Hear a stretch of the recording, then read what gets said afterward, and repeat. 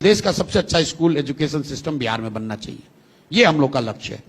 जब एक बार बच्चा यहाँ 12वीं क्लास तक अच्छा पढ़ ले तो उसके बाद वो कोटा जाकर पढ़े या बेंगलोर जाकर पढ़े, उससे दिक्कत नहीं है। दिक्कत अभी ये है कि बिहार में 90% बच्चे 12वीं पास नहीं कर रहे हैं, और जब तक उनको वो नहीं पढ़ाया जाएगा तब तक वो बाहर जाकर मजदूरी। सवाल वही है, कैसे? बिहार का एजुकेशन बजट है 77,000 करोड़ का, 77,000 करोड़ पर ईयर। 77,000 करोड़ रुपया खर्च करती है बिहार सरकार यहाँ के बच्चों के पढ़ाई पर, और 7 अच्छे विद्यालय यहाँ नहीं है। ऐसा क्यों है? इसके लिए दोनों समाज और सरकार दोषी है। पिछले 2-3 दशकों में, खासकर नीतीश जी के आने के बाद, एक ऐसी सोच बन गई कि जो शिक्षण संस्थान है, समता मूलक शिक्षा नीति बनाने के नाम पर इन्होंने हर गांव हर मोहल्ले में स्कूल खोल दिए। नतीजा क्या हुआ कि जहां बिल्डिंग बनी वहां शिक्षक नहीं है, जहां शिक्षक है वहां बिल्डिंग नहीं है, जहां दोनों है वहां बच्चे नहीं है, जहां तीनों है वहां पढ़ाई नहीं है। कुछ लोग बताते हैं, आपको बताएंगे कि भैया बिहार में शिक्षा नीति इसलिए खराब है क्योंकि यहां पर खिचड़ी बंटता है स्कूल से। तो मेरे भाई, पूरे देश में स्कूलों से खिचड़ी बंटता है, और बिहार में 6वीं क्लास तक खिचड़ी बंटती है, उसके ऊपर तो नहीं खिचड़ी बंटता है। फिर वहां क्यों नहीं पढ़ाई हो रही है? कुछ लोग आपको यह बताएंगे कि यहां पर जो शिक्षक हैं वो घूस लेकर उनका बहाली हुआ है, उनकी क्वालिटी अच्छी नहीं है। तो मेरे भाई, आप ये बता दो, पटना साइंस कॉलेज में तो नियोजित शिक्षक नहीं है, यहां पर पढ़ाई क्यों नहीं हो रही है?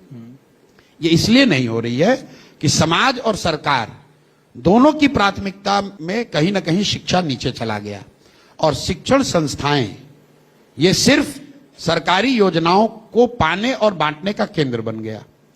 तो गांव में अगर आप जाएंगे, वहां पर देखेंगे कि लोग सरकारी स्कूल में नाम सिर्फ इसलिए लिखवा रहे हैं कि हमारे बच्चे को खिचड़ी मिले, पोशाक मिले, साइकिल मिले, कुछ पैसा मिल जाए। और सरकार भी ये समझती है कि चलो इतना पैसा खर्च हो रहा है शिक्षकों पे, तो ये पढ़ा तो रहे नहीं, तो चलो इनसे कुछ दूसरा ही काम करा लो। तो कभी वोटर लिस्ट बनवा रहा है, कभी सफाई का काम करवा रहा है, कभी उनसे मानव श्रृंखला बनवा रहे हैं। तो जो जन सुराज कह रहा है कि हम लोग इस व्यवस्था को बिल्कुल उलट देंगे, और जो स्कैंडिनेवियन कंट्रीज का मॉडल है, where the evidence is rather than taking good school to every village, take children to the good school.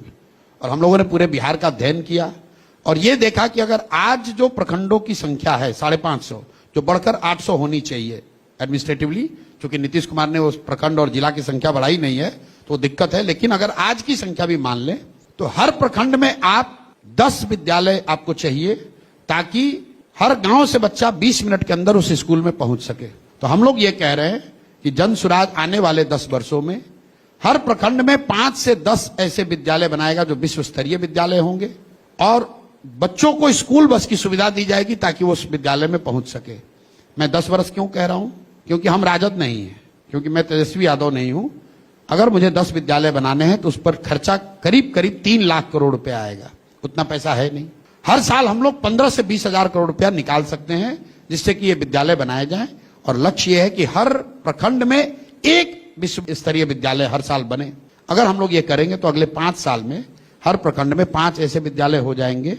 और जो मैपिंग, जियो स्पेटियल मैपिंग हमने कराई है, हमने ये देखा कि अगर 5 विद्यालय भी बन जाए तो 20 से 25 मिनट में हर गांव से बच्चे को वहां पहुंचाया जा सकता है। अब जितने दिन में ये स्कूल और व्यवस्था बनेगी, बाकी बच्चे क्या करेंगे? उसके लिए जनसुराज ने कहा कि जब तक आपके गांव की स्कूल की व्यवस्था नहीं सुधरती है, आप अपने बच्चे को प्राइवेट स्कूल में भेजिए, उसका फीस हम लोग भरेंगे।